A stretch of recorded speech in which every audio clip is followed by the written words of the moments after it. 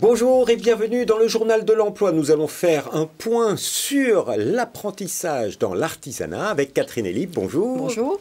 Vous êtes directrice de l'Institut supérieur des métiers. Vous êtes là parce que vous avez sorti le baromètre MAF, Institut supérieur des métiers, de l'apprentissage dans l'artisanat. C'est un baromètre régulier. Et on peut dire, au vu des résultats du dernier baromètre, que l'apprentissage se porte bien. En effet, on atteint un score historique, jamais atteint depuis 2010, avec 200 000 apprentis formés dans les entreprises artisanales, donc un niveau très très élevé, avec une forte progression pour la seconde année consécutive. On est là sur les effets de la dernière loi votée en 2018 pour la relance de l'apprentissage, avec donc des résultats tout à fait positifs. Alors c'est plus 14% d'apprentis dans l'artisanat, alors que c'est quand même un secteur où historiquement il y a toujours eu de l'apprentissage. Est-ce que cette augmentation a concerné tous les secteurs d'activité? Oui, d'abord, vous faites bien de soulever 14%, c'est énorme pour un secteur qui part déjà de très très haut. On est sur le secteur qui a inventé l'apprentissage, où cette pratique est déjà répandue, donc on ne s'attendait pas à des scores aussi élevés, plus 14%, c'est énorme. En fait, il y a eu plus de 25 000 apprentis en plus par rapport à l'année précédente. Une petite ville, quoi. Alors, tous les secteurs sont concernés, ça c'est l'autre bonne surprise. Ça progresse aussi bien dans l'artisanat du bâtiment, dans les métiers d'alimentation qui sont les plus formateurs d'apprentis. C'est la boulangerie, pâtisserie par exemple, qui forment le plus d'apprentis en France. Les métiers de service, avec toujours des secteurs très très employeurs d'apprentis formateurs qui sont l'automobile, qui forment désormais du CAP au BTS. Parce qu'il y a plein de nouveaux métiers dans l'automobile. Carrément, absolument. Bien sûr, les métiers de l'esthétique qui ont toujours le vent en poupe, la coiffure, et puis les métiers de fabrication. Alors c'est là où il y a le plus de progression. C'est un artisanat qu'on avait tendance à oublier parce qu'on est en phase de désindustrialisation. Et en fait, ces métiers vraiment attirent de plus en plus de jeunes. Le travail du bois, le travail des métaux, le travail du textile, le travail des métaux précieux, les métiers d'art, tout ça intéresse de plus en plus ces jeunes. Les beaux métiers sont finalement redevenus attractifs.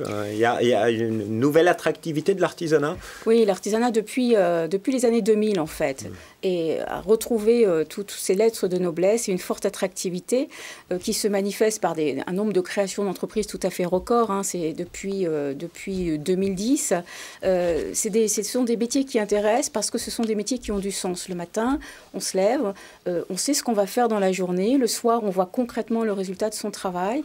On est en relation directe avec les clients, donc on a aussi les remerciements, la chance de pouvoir traiter directement avec le client. Ce sont des métiers qui ont du sens. Et dans des métiers de proximité. Des métiers de proximité. Dans notre époque où finalement parfois on travaille sans savoir pourquoi, eh bien, ce sont des métiers qui sont recherchés par les jeunes et aussi par les moins jeunes, puisqu'on a de plus en plus de réorientation. Et puis ce sont des métiers non délocalisables, avec des activités. Absolument, et des secteurs qui recrutent énormément.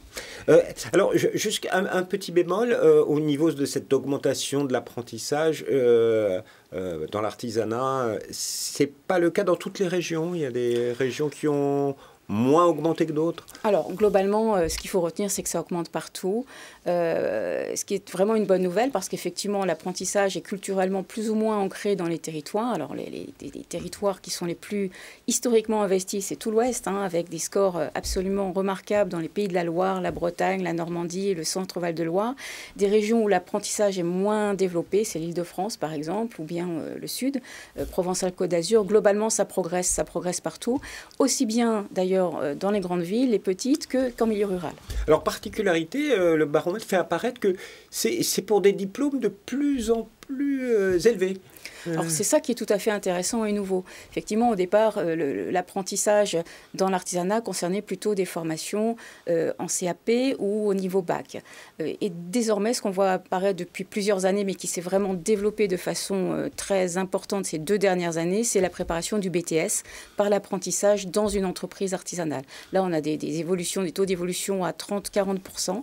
C'est désormais un diplôme qui attire de plus en plus les jeunes et qu'on peut préparer dans l'artisanat, que ce soit pour la préparation d'un métier, on peut faire maintenant de la réparation automobile ou de la coiffure via un BTS, ou pour des fonctions support, gérer une petite entreprise, développer la clientèle, etc. etc. Donc les jeunes sont de moins en moins jeunes, puisqu'ils poursuivent toutes leurs études en apprentissage. Aujourd'hui, on peut faire ça dans l'artisanat. Tout à fait. Les jeunes, en fait, qui rejoignent les métiers de l'artisanat sont comme l'ensemble des jeunes français. Ils poursuivent de plus en plus loin leurs études, c'est-à-dire que de plus en plus dans l'artisanat, même s'ils démarrent par un CAP, ils vont poursuivre par un brevet professionnel et puis éventuellement aller en BTS, ou bien ils intègrent l'apprentissage à la sortie du bac. On a de plus en plus de bacheliers et là, ils intègrent soit un BTS, soit ils reviennent en arrière. On a pas mal de jeunes décrocheurs de l'université qui reprennent des formations de fleuristerie, de charpente, de menuiserie.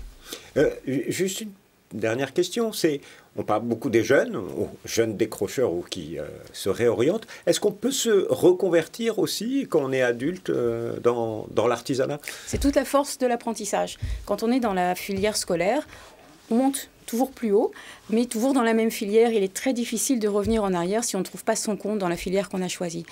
L'apprentissage permet justement cette réorientation. C'est-à-dire que si on n'est pas heureux dans la voie qu'on avait choisie, on peut tout à fait se réorienter et intégrer une nouvelle formation par la voie de l'apprentissage. Et c'est de plus en plus le cas. On a aujourd'hui un apprenti sur 3, en fait, est en réorientation. Il avait au départ démarré une autre formation et puis finalement, il n'y a pas trouvé son compte et il retrouve son bonheur dans un métier de l'artisanat. Allez, un petit peu de prospective pour l'année qui vient, 2023-2024. L'artisanat va recruter. Il y a des opportunités à saisir pour ceux qui nous écoutent, qui sont en recherche d'orientation professionnelle. L'artisanat recrute énormément et globalement, un apprenti sur 2 est embauché directement par son entreprise. Parfois d'ailleurs, l'apprenti ne souhaite pas rester, il souhaite aller ailleurs, mais les offres d'emploi sont tout à fait importantes. Globalement, quand on se forme par apprentissage, on a 2 fois plus de chances de trouver un emploi dans les 6 mois que si on fait une filière scolaire. Donc ça, c'est un chiffre qui demeure. Les taux d'emploi augmentent. Pourquoi? Parce que l'artisanat recrute de plus en plus. Et notamment, si on a un brevet professionnel, un niveau bac ou un BTS, là, on a 80% de chances, entre 70 et 80% de chances d'être en emploi 6 mois après à la sortie du diplôme. Bref, c'est la voie royale vers l'emploi. Il faut penser artisanat.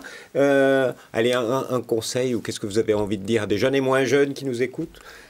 Il faut découvrir les 400 activités de l'artisanat.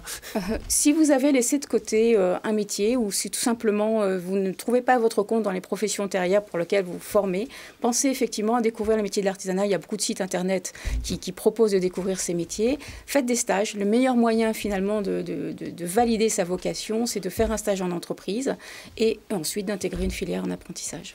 Alors, je vais vous donner un site internet si vous voulez en savoir plus sur le baromètre et également découvrir plein d'études sur l'artisanat. Vous allez sur infométier.org. Vous retrouverez le baromètre de l'apprentissage dans l'artisanat ou d'autres études sur la création d'entreprises dans l'artisanat ou encore sur les entreprises de proximité au féminin, des études très précises. En tout cas, Catherine Elie, merci infiniment pour votre venue ici. Et quant à nous, on se retrouve bientôt pour un nouveau journal. Au revoir.